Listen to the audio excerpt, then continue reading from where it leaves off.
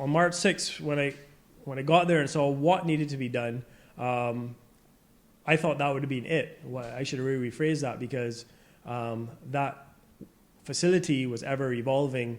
What would have been the plan in the morning might have changed by the evening, and everyone had to work to suit. It was nights, it was days that frustration would have flown between various teams, but that was very short-lived, because at the end of the day, everyone knew what we needed to achieve there, and we got it done. We were actually doing a baby shop in Florida, and when I got the call, if I could be at a site visit the next day, the next day I was on the flight, I was back, and I went straight to a meeting where I saw the facility that I would have frequented, as I said, on whether it be an island tour or to see some of the history that was from the early 60s, I believe, or late 50s.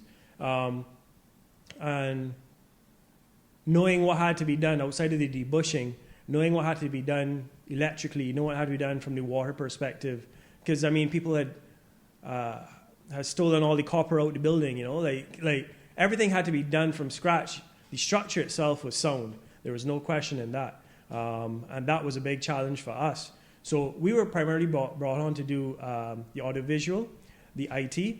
Outside of designing network, it was to ensure a stable Wi-Fi throughout the facility. So if you were doing a quarantine where persons are being held for 2 weeks or longer at a time, away from their home and from their families, they need the ability to communicate. So I needed to make sure that whatever we designed was not only stable, but the people felt some kind of comfort wherever they were.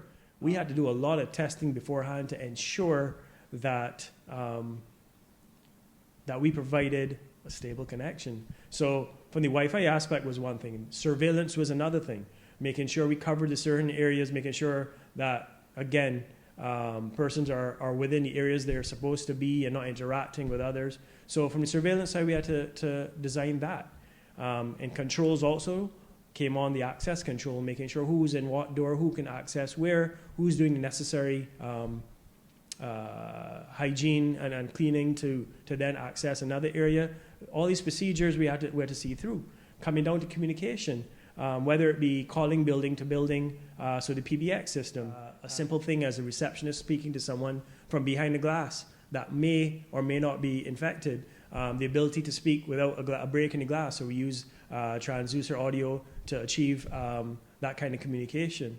Working closely with not only the Ministry of Health, with QEH, what they expected, what their standards are, understanding world standards, making sure that we make the facility what it was. I knew what task we were up to, but the hours and the commitment that was required from myself and our team, and a team of 29 were on that site overall.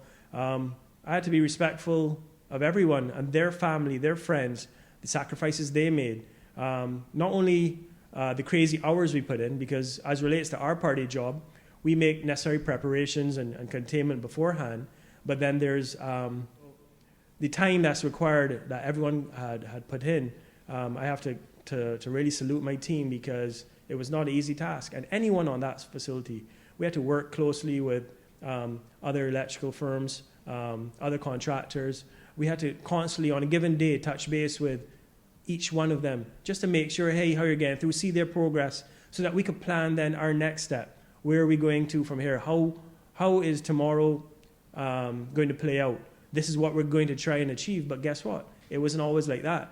Tomorrow we might have had a plan, but then they thrown a curveball. So then we had to then change up our plan and move to suit, right? But the team had to be so dynamic on that sense and pull whatever out of their pockets they could to make this work, right?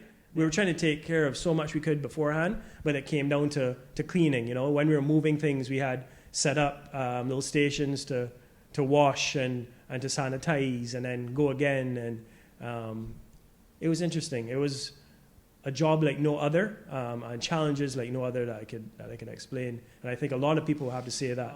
The facility itself was made, I think, from a power, from a water, all the different things are taken in perspective, that outside of COVID, what the government chooses to use it for in the future, it can be so diverse, from a rehab to the hospital in North. Who knows what they're going to do, but what I can say from the IT perspective, it has the foundation and that can expand to handle whatever they bring at it, whether it be a hurricane shelter. Like, we know that this building is sound, and Harrison's Point is there to stay, and I hope that they use it for what it's meant to be in the future. So, hydration was important, but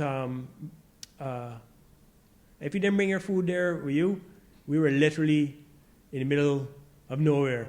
It was very limited. I had to make sure that we had a hearty breakfast and hopefully made it home for dinner if you were lucky.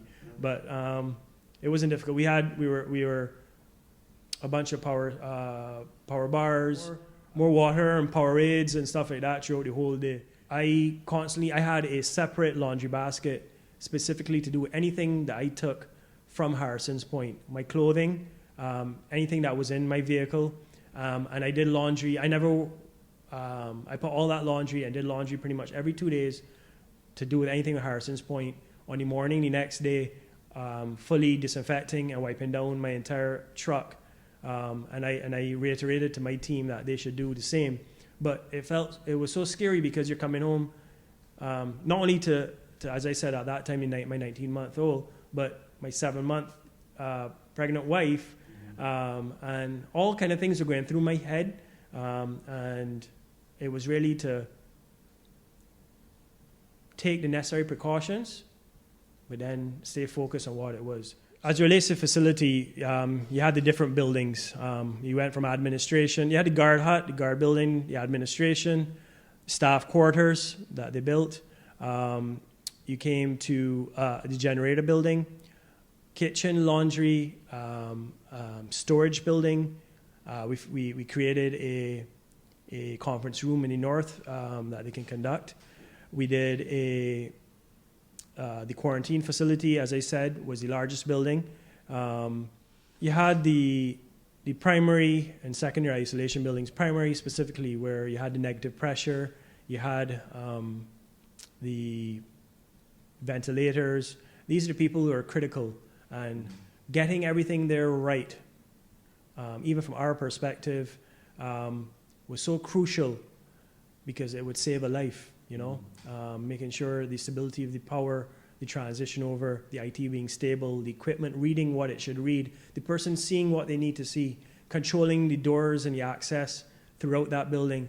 There's so many different factors, controlling the areas on those who are in the necessary PPE versus those who are in a different area, more controlled area. So I would say that was a task like no other, and it really showed you what we're capable of doing. I strongly believe that Barbados has the necessary resources, the necessary talent out there to achieve anything that we need to achieve. We don't need to look outside. We can do it here, and we can do it in the tight time frames. We can get access to whatever equipment that we need to achieve it, and we will achieve it. Harrison's Point is an example of that, because we did it, guys, and I'm so happy for everyone.